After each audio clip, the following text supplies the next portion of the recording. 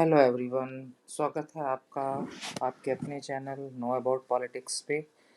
आज हम क्लास 12 की बुक 1 स्वतंत्र भारत में राजनीति शुरू करने जा रहे हैं। इसमें हर लेसन का पेज वाइज आपको एनालिसिस मिलेगा।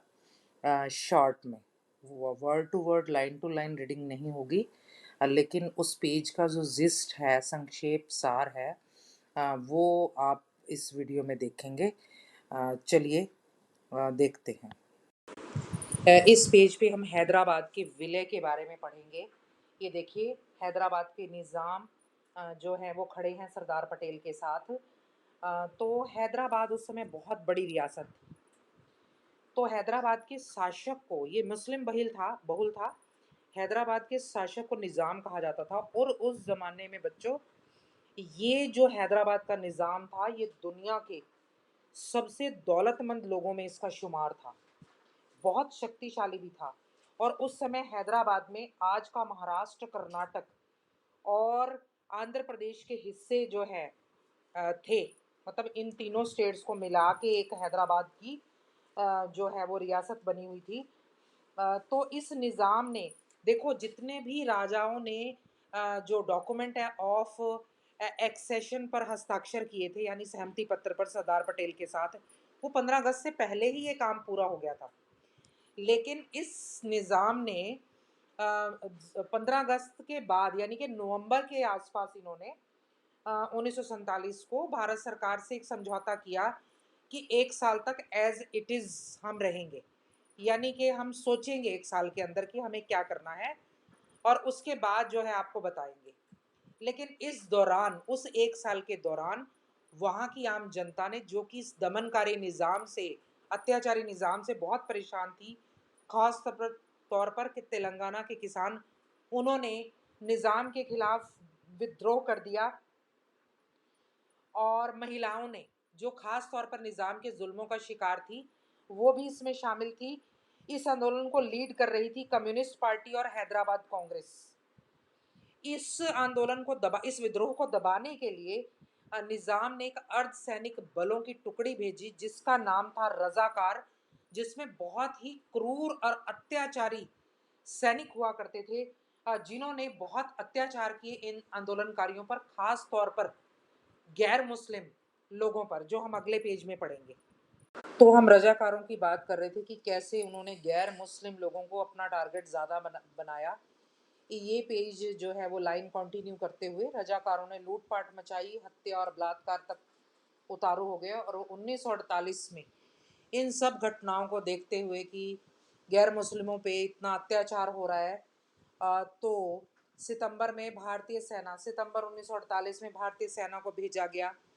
ये निज़ाम के इन सैनिकों से टकराने के लिए रुक रुक कर युद्ध चला, और अंततः निज़ाम ने आत्मसमर्पण कर दिया और हैदराबाद को भारतीय संघ में मिला लिया गया। बात आती है मणिपुर की। इसका विलय कैसे हुआ, इसकी अलग ही एक कहानी थी।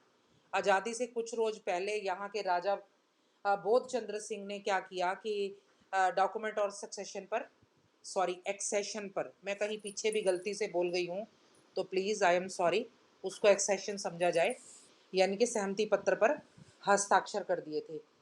उसके बदले में भारतीय सरकार ने आश्वासन दिया था कि आप जो है अपने आंतरिक मामलों का, जो है राजपाट जैसे चल रहा था आंतरिक मामलों से संबंधित, वो आप वैसे ही चलाओगे, और उसके बाद जो है वो देख लिया जाएगा। लेकिन वहाँ की जनता ने ये कहा कि नहीं जी, चुनाव करवा लो। राजा को जनता के दबाव में 1948 जून में चुनाव करवाने पड़े, जिसमें मणिपुर में सबसे पहला, मैंने अंडरलाइन भी किया, संवैधानिक राजतंत्र कायम हुआ। संवैधानिक मतलब संविधान, जो कि लोकतंत्र में होता है, और राजतंत्र का मतलब राजा द्वारा शासित शासन। तो इसका मतलब राजा जो है वो लोकतांत्रिक तरीके से, यानी कि लोगों की मर्जी से शासन चलाएगा। मणिपुर भारत का ऐसा करके एक पहला राज्य बना, जिसमें सबसे पहले सार्वभौमिक वयस्क मताधिकार के अनुसार पहली बार चुनाव करवाए गए। अब मणिपुर की विधानसभा बन गई, अब इलेक्शन हो गए। वहां पर जो कांग्रेस पार्टी थी वो चाहती थी भारत में विलय हो जाए मणिपुर का, लेकिन विपक्षी पार्टियां ने इसका विरोध किया। जब भारत ने ये सिचुएशन देखी, उन्होंने विधानसभा के निर्वाचित सदस्यों से बिना पूछे जो है वो नवाब पर मतलब वहाँ के राजा पर दबाव डाला कि भाई डॉक्यूमेंट और सक्सेशन पे हस्ताक्षर करो। वो पहले तो एक लाइन जोड़ दी थी ना उसके साथ कि नहीं घरेलू मामले आप, उन्होंने कहा कि अब नहीं, ये लाइन नहीं जुड़ेगी, आप दोबारा हस्ताक्षर करो, फुल फ्लेज्ड मणिपुर जो है वो भारतीय संघ में शामिल होगा। और राजा ने जो है वो साइन कर दिए उस पे। इस कदम को लेकर जो है वो जनता नाराज हो गई, कुछ पक्ष जनता के नाराज हो गए, जिनकी नाराजगी आज तक भी है। अब बात आ गई राज्यों के पुनर्गठन की। बंटवारा हो चुका है, देशी रियासतों का विलय भी हो चुका है, पर यहाँ पर ये प्रॉब्लम थी कि इनकी सीमाओं का निर्धारण कैसे किया जाए। ये समस्या आकर खड़ी हो गई, क्योंकि देश में जो है भाषा और सांस्कृतिक बहुलता की झलक भी मिलनी जरूरी थी, क्योंकि लोकतांत्रिक गवर्नमेंट थी। दूसरे पैरे में औपनिवेशिक सरकारों के पास के ज़माने में कुछ भी ऐसी कोई पॉलिसी नहीं थी कि कैसे राज्यों का सीमांकन होगा। और अगले पैरे में बताया जा रहा है आपको कि 1920 में कांग्रेस का नागपुर में जो अधिवेशन हुआ था, उसमें कांग्रेस के नेताओं ने इस बात को माना था, इस सिद्धांत को, कि भाषा के आधार पर जो है वो राज्य बनाए जा सकते हैं। लेकिन अब चौथे पैरे में आ जाओ, लेकिन अब देश आज़ाद हो चुका था, ताज़ा ताज़ा रजवाड़ों का मसला अभी हल नहीं हुआ था, ताज़ा ताज़ा बंटवारा हुआ था। तो नेताओं को चिंता हो गई कि कहीं भाषा के आधार पर प्रांत बनाए गए तो अव्यवस्था तो नहीं फैल जाएगी। इसलिए उन्होंने इस मसले को स्थगित करने का फैसला ले लिया। अगले पैरे में लेकिन पुराने मद्रास के तेलुगु भाषी लोगों ने इस पर आंदोलन खड़ा कर दिया। वो कहते कि हमें तेलुगु भाषाइयों को अलग आंध्र प्रदेश राज्य बनाना है। जब सरकार ने हाँ नहीं की, तो लास्ट पैराग्राफ में है कि एक नेता जो थे पोट्टी रामुलु, उन्होंने अमरण अनशन पर बैठ गए। 56 दिन तक उन्होंने अनशन किया। उसके बाद उनकी मृत्यु हो गई। उसके बाद हिंसा भड़क उठी। आखिरकार 1952 दिसंबर में भारत के प्रधानमंत्री को आंध्र प्रदेश को एक अलग राज्य बनाना पड़ा।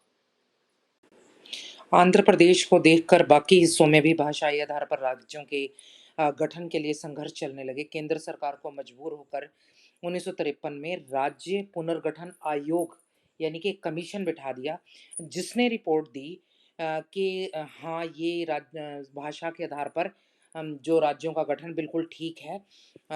और इसके बाद फिर 1956 में राज्य पुनर्गठन अधिनियम यानी कि एक एक्ट कानूनी बना दिया गया, जिसके आधार पर सबसे पहले भारत में 14 राज्य और 6 केंद्र शासित प्रदेश बनाए गए।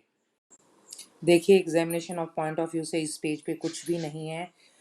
फिर भी आज़ादी के शुरुआती सालों में डर लग रहा था भाषा के आधार पर राज्यों का पुनर्गठन और उनकी सीमाओं सीमाओं का निर्धारण करने में, लेकिन धीरे धीरे ये पता चला कि चलो इस बहाने लोकतंत्र की भावना का सम्मान हो गया। जो है लोगों की मांगे जो हैं जो भी थी वो मानी मानी गई। इतने साल हो गए हैं, इससे लोकतंत्र मजबूत ही हुआ है, कुछ नुकसान नहीं हुआ। इस पेज पे भी सेम बात लिखी हुई है, ये भी कुछ खास नहीं है एग्जामिनेशन पॉइंट ऑफ व्यू से। लेकिन फिर भी मैं निचोड़ बता देती हूँ कि ज़्यादा मजबूत हुआ है देश इससे, एकता में कोई फ़र्क नहीं पड़ा। कहता है कि भारत की लोकतांत्रिक होने का एक वृहत्तर अर्थ है, यानी कि एक बड़ा अर्थ है। लोकतंत्र को चुनने का अर्थ है विभिन्नताओं को पहचानना, उन्हें स्वीकार करना। जो हमने लोगों की भाषा के आधार पर, क्षेत्र के आधार पर मांगों को स्वीकार करके ये सिद्ध किया है। इस वीडियो में इतना ही। वीडियो को लाइक, शेयर और सब्सक्राइब करें। मिलते हैं जल्द नई वीडियो में। Thank you.